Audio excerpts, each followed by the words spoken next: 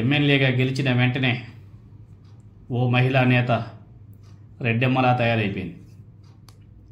ఆమెను ఆ నియోజకవర్గంలో తెలుగు తమ్ముళ్ళంతా కూడా కడప రెడ్డెమ్మ కడప రెడ్డెమ్మ అనేసి పిలిచేవాళ్ళు. ఇప్పుడు ఎవరైతే కడప రెడ్డెమ్మ అని చెప్పేసి పిలిచి ఆప్యాయంగా పలకరించారో కూటమి అంటే తెలుగుదేశం పార్టీకి సంబంధించినటువంటి నాయకులు కానీ కింది స్థాయి నాయకులు ఇప్పుడు అదే నాయకులు ఆమె మీద విరుచుకుపడుతున్నారు. ఆమె మీద చంద్రబాబు నాయుడు గారికి కంప్లైంట్ చేస్తున్నారు. చంద్రబాబు నాయుడు గారు కూడా ఆమెకి ఎక్కువ ప్రాధాన్యత ఇస్తున్నాడా, మమ్మల్ని పట్టించుకోవడం లేదా అన్న ఆలోచనలో కూడా కింది స్థాయి కేటర్ కూడా ఆలోచనలో పడ్డారు. కడప రెడ్డెమ్మ ఎమ్మెల్యే మాధవిరెడ్డి గారి మీద తెలుగుదేశం పార్టీ అధిష్టానం వివక్ష చూపుతుందా అంటే అవుననే సమాధానం కూడా వస్తుంది. ఎవరైతే బలప్రయోగం చేయగలిగే సత్తా ఉంటుందో వాళ్ళదే రాజ్యం అన్నట్టుగా కడప టీడీపీలో వ్యవహారం అలా తయారైపోయింది. మాధవిరెడ్డికి కాస్త ఎమోషన్, దుందుడుకుతనం, దూకుడుతనం ఉంది. ఇవే ఆమెకు శత్రువులుగా తయారయ్యాయి. అలాగనే కడప ఎమ్మెల్యేగా ఆమె ఉండగా ఇతర నియోజకవర్గాలకు చెందిన సొంత పార్టీ నాయకులు పెత్తనం చేయడానికి ప్రయత్నించడాన్ని అధిష్టానం ప్రోత్సహించడం విమర్శలు కూడా దారితీస్తుంది. అంతేకాదు కడపలో మాధవిరెడ్డికి వ్యతిరేకంగా తెలుగుదేశం పార్టీలో గ్రూపుల్ని ప్రోత్సహిస్తున్నది ఎవరు? సీఎం చంద్రబాబు నాయుడు గారు, మంత్రి నారా లోకేష్ గారికి బాగా తెలుసు. అయితే సంబంధం లేని నియోజకవర్గాల్లో ఇతర వ్యక్తులు వచ్చి కాళ్ళు వేళ్ళు పెడుతూ రాజకీయంగా సొంత పార్టీకి నష్టం కలిగించే చర్యల మీద టీడీపీ అధిష్టానం మౌనం మాధవిరెడ్డి గారి మీద మరింత వ్యతిరేకతకు దారితీస్తుందని చెప్పేసి కూడా మాట్లాడుకుంటున్నారు. నిన్న దేవుని కడపలో మాధవిరెడ్డికి వ్యతిరేకంగా సొంత పార్టీ నాయకులు పూజలు చేయడం జరిగింది. పూజలు చేసిన తర్వాత తెలుగుదేశం పార్టీ నాయకులు మాట్లాడుతూ మాధవిరెడ్డి లాంటి ప్రజా వ్యతిరేక ఎమ్మెల్యేని ఇంతవరకు చూడలేదు, వైసీపీ నుంచి వచ్చిన వాళ్ళ పనులు చేస్తూ తమను పక్కన పెట్టారని చెప్పేసి వాళ్ళంతా కూడా వాపోతున్నారు. ఇప్పటికైనా సరే మాధవిరెడ్డికి జ్ఞానోదయం కలిగించాలని చెప్పేసి వాళ్ళంతా కూడా కలియుగ దైవం శ్రీ వెంకటేశ్వర స్వామికి పూజలు చేయడం జరిగింది. ఎమ్మెల్యే చైతన్యారెడ్డి నరసింహారెడ్డి గారు వాళ్ళే మాకు న్యాయం చేయాలని ఆ దేవుని కోరుకుంటున్నాం.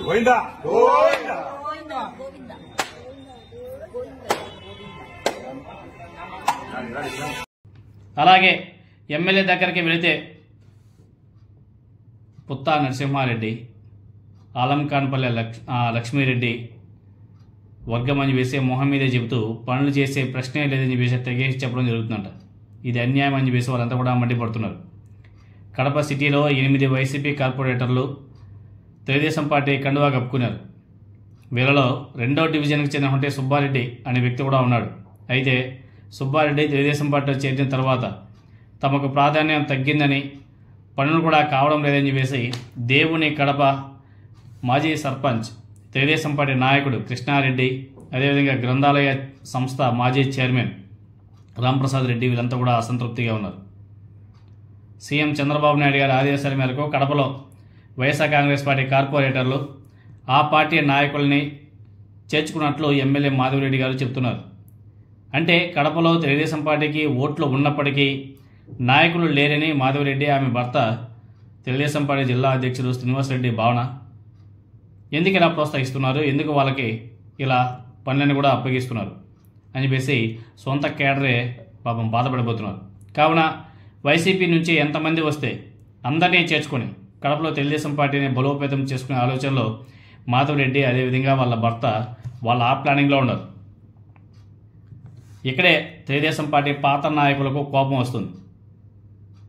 వైఎస్ఆర్ కాంగ్రెస్ పార్టీ నాయకులను చేర్చుకుంటే మా గతి ఏమిటి, మా గతి ఏం కావాలని చెప్పేసి పాత నాయకులతో కూడా ఆవేదన వ్యక్తం చేస్తున్నారు. పాత కొత్త నాయకుల్ని కలుపుకొని వెళ్తామని మాధవిరెడ్డి, అదేవిధంగా ఆమె భర్త అంటున్నారు. కానీ కుదరడం లేదంట. కడపలో మాధవిరెడ్డి మీద సొంత పార్టీలోని వ్యతిరేకతను సాగుగా తీసుకుని పక్క నియోజకవర్గాలు చెందిన తెలుగుదేశం పార్టీ నాయకులు బహిరంగంగానే ప్రోత్సహిస్తున్నారు. కొన్ని విషయాల్లో వాళ్ళని ఎదుర్కొనే శక్తి సామర్థ్యాలు మాధవిరెడ్డి, ఆమె భర్తకు లేవు. దీంతోనే రోజు రోజుకి మాధవిరెడ్డికి వ్యతిరేకంగా సొంత పార్టీ నాయకులు గలమెత్తుతున్నారు, విరుచుకుపడుతున్నారు. తెలుగుదేశం పార్టీ అధిష్టానం మాత్రం మౌనంగా చూస్తూ ఊరుకుంటుంది. ఏదైతే ఏదవుతుందని చెప్పేసి వాళ్ళు కూడా సైలెంట్గా వెళ్ళిపోయారు. అసమ్మతి వర్గాన్ని ప్రోత్సహించడం మాధవిరెడ్డి వర్గానికి కోపం తెప్పిస్తుంది. రానున్న రోజుల్లో కడప తెలుగుదేశం పార్టీలో విభేదాలు రచ్చకు దారితీయొచ్చు అని చెప్పేసి తెలుగుదేశం పార్టీలో ఉన్నటువంటి కొంతమంది నాయకులు మాట్లాడుకుంటున్నారు. ఆలోపు అధిష్టానం మేల్కొని చక్కదిద్దుకుంటే సరే, లేకపోతే లేక గెలిచినటువంటి ఆ సీట్ని కూడా ఫ్యూచర్లో మూల్యం చెల్లించుకోవాల్సి వస్తుందని చెప్పేసి చాలామంది మాట్లాడుకుంటున్నారు. మరి ఇక్కడ చంద్రబాబు నాయుడు గారు నారా లోకేష్ గారు ఇన్వాల్వ్మెంట్ అయ్యి మరి అక్కడ చక్కదిద్దుతారా, లేకపోతే కానీలే అని చెప్పేసి లైట్ తీసుకుంటారా అన్నది కూడా చూడాలి.